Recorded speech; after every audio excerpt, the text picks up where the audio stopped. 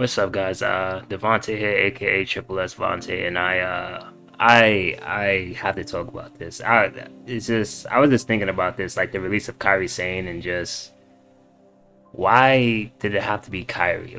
Like 24 people was released Friday, and among the names that was released was Kairi Sane, and I just kind of went back and forth with this one. I was like, why did it have to be Kairi? She was literally involved in a whole feud with Asuka, who was berating this woman and making her just belittle this woman. Like throughout overall for like almost, I think, want to say like 6, 7 months or what have you. And it's like there's no payoff to this shit. There's literally no payoff. You released a woman who was legit in a feud, and it looks like they was gonna put EO into it, and it's just I just don't understand it. It just boggles the mind how, at least if you was gonna write her off TV or you was gonna release her, you could have at least had Asuka on Monday beat the hell out of this woman or something like that, to the point that she's in a vegetative state. That would give EO more gas to go after Asuka and further the feud. But with Kyrie not being there anymore, how the hell do you make this go even further? It's just, I understand, like, WWE never seen Kyrie at the level of like an Asuka or an EO and what have you, and you know, she just wasn't pushed to that regard. They just, like, the people just always gravitated towards Asuka and EO, and I just never felt that Kyrie like recaptured that same glory that she had when she was in NXT and she was doing the whole pirate thing. It was never translated onto the main roster in the same light, in the same way, and it's just, I get that, but it's just, of all people, it had to be freaking Kyrie. And I get it in a sense, because it's like, hey, if you're gonna choose between like Asuka, EO, and Kyrie, you're gonna most likely choose Kyrie. But at the same time, she was involved in a whole damn feud. She's never gonna get that payoff. And I was always saying, like, just like spitballing with like and what have you. It's just, why not have had Kyrie feuds, like Kyrie turns on Asuka at some point, and then you can have Kyrie feud with Becky and have her take the title from Becky, and you can establish Kyrie like that. It just feels like Kyrie never got like a whole lot of opportunities in WWE and like on the main roster there. Like I said, I don't think they ever viewed her in high regards and what have you. But it's just like, it just boggles the mind on how the hell you release this woman and she's involved in a fucking feud with like two of the top women in the goddamn business. And this could have been like the catalyst to actually propel her to the next level. And it's just like, it makes no sense. It just, like, what the hell are they doing down there? And then on Friday, I freaking see that Julia lost the damn US championship to Tiffany Stratton, which that should have been a WrestleMania match in and of itself. But we'll talk about that, like, we'll talk about that at another time. It's just I'm getting my words together, because and then it's like, I'm thinking, like, all right, so they took the title off of her for what? And the only thing I could think of, guys, is that they're going, like, are they really going to go with, like, putting Julia on Raw and have her basically play the Kairi Saints segments and what have you with Asuka? Like, they basically put Asuka and Julia together and basically have Julia play like the Kairi role, and that way it furthers the EO storyline.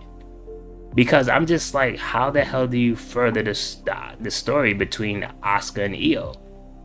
EO has no real, like, the whole thing was like EO basically wanting the Kairi to snap out of it against Asuka. So if Kairi is not there, how do you further that? Do you just have EO just, casually just go up to Asuka and be like, hey, I don't like you anymore? Like, what is the story there? There's no story anymore. There's no reason to continue the feud. You have to do something to continue the feud, unless you're just gonna move EO to SmackDown, or you move Asuka to SmackDown. Or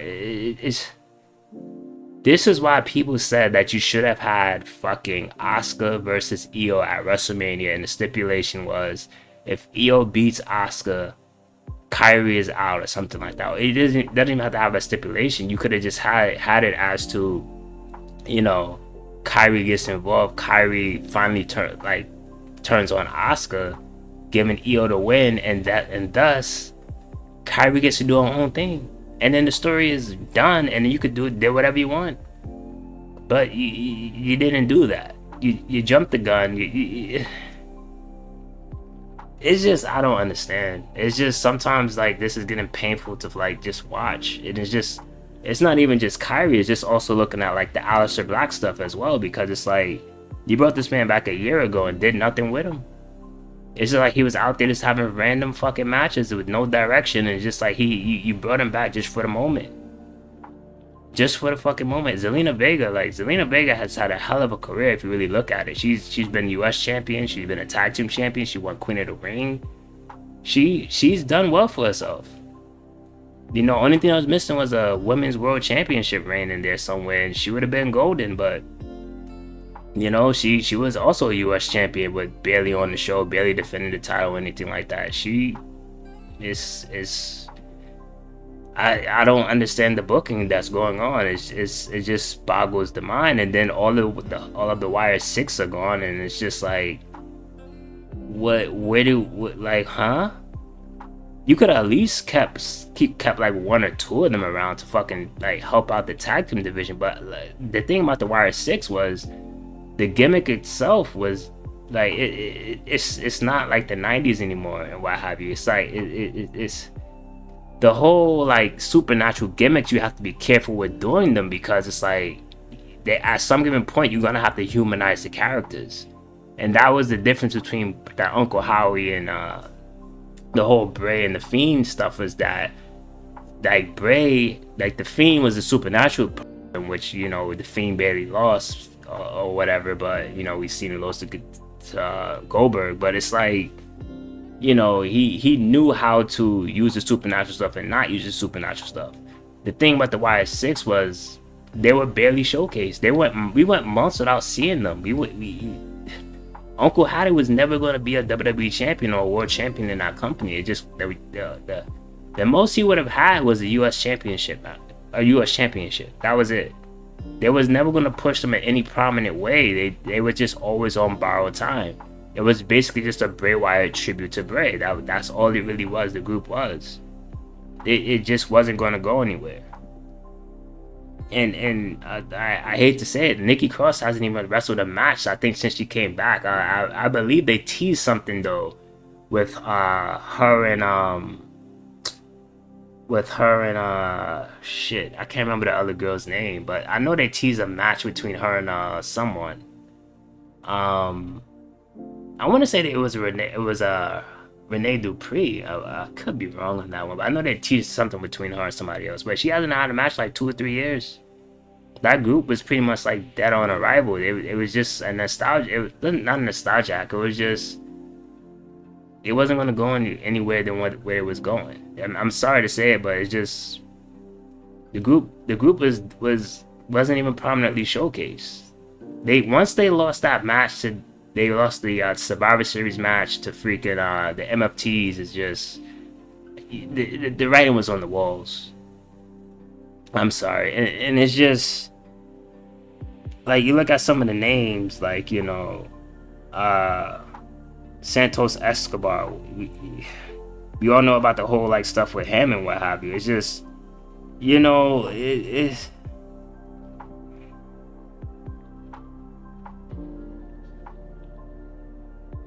I don't know. Sometimes it just gets harder and harder to actually like watch WWE sometimes. It's just, and it's like this whole Zoe Stark stuff was like, you know, Zoe Starks in a sense was always on borrowed time. The second that she got injured the second time, it was just like, you know, the company would have seen her as injury prone, even though it wasn't her fault. It's just like, you know, it just sucks because I heard that she was actually on her way back, and it's just like you train your ass off and you get into like top ring conditioning and everything like that, only to be told, "Hey, we're letting you go." And I don't know, bro, because I would have honestly thought they would have released Rusev, to be honest with you, because Rusev was in the fucking Aleister Black thing, in which he was barely even showcased. Like he had a handful of matches, but now it's just like they're trying to make him look as dominant as ever. But at the same time, it's just like, you know, what's next? They released the Machine Guns, Motor City Machine Guns, but they wasn't even getting up with the crowd. But you need tag teams at the same time, and it's just like you have nothing. You had one of the hottest tag team rosters on SmackDown, and you getting rid of tag teams, which you don't need to do. It's I don't get it. Those are like, I want to say so much more, but I'm just gonna end it here. Like, it just I don't understand it. It's just, I always was a firm believer. If you're gonna have somebody come, I just think if you're gonna have somebody come into WWE, you need to have at least a 6-month plan with these people, not just bring them in for just the moment. Bring them in for a purpose. Bring them in for, like, more than a moment. Bring them in to feud with this guy, that guy. Oh, this feud would look perfect. This feud would be like, it makes no sense. Kairi Sane should not be a release. You had her in the midst of a feud with, and she doesn't get a payoff. She just does not get a fucking payoff.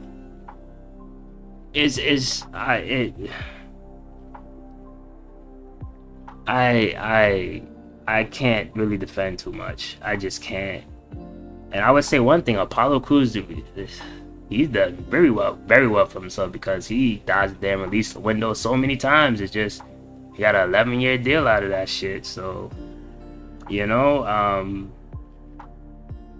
I just, like, you don't want to ever like hear about somebody losing their job or anything like that. I'm not trying to be like that guy to advocate for anybody losing their job or anything like that, but it's just like, some of these, like, you look at some of the talent, and it's just like the biggest names I really just see on there is really like Kairi Sane and Aleister Black.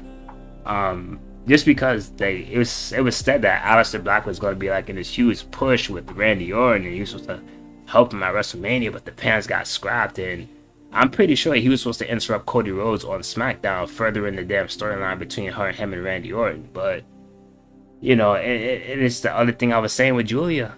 It's just, are they going to put Julia on Raw and basically have her play the Kairi Sane role with Asuka on Raw, and that way they further the storyline between her and Io? Because I can see them doing that 100%. Like, some of the damn names: Kairi Sane, Aleister Black, Zelina Vega, Bo Dallas, aka Uncle Howdy, Nikki Cross, who hasn't had a match in, like, what, 2 or 3 years, Santos Escobar, Motor City Machine Guns, Dexter Lumis. They should have kept him and fucking Joe Gacy together as a tag team. They could have been a very like explosive tag team. Dexter Lumis, Apollo Crews, Eric Rowan, Joe Gacy, Andre Chase, Zoe Stark, Alba Fire, Tyra Steele. She was in NXT. I think that she had like one or two matches against Chelsea Green, and then that was it. Like, I don't understand what happened with her. I feel like she had a very bright future in her. Serena Linton, never heard of her. Tyrus Tyson and Tyreek. Once Wesley got released, they was pretty much on death row. They was done. Chris Allen, never heard of him. Malik Blade was in that tag team with the other dude, and Malik Blade never really got anything going for him, so he was always like done. Trill London, didn't know who that was, and Luca Crossfire, I never knew who that was either. You know what I mean? Like it's just, I don't understand this.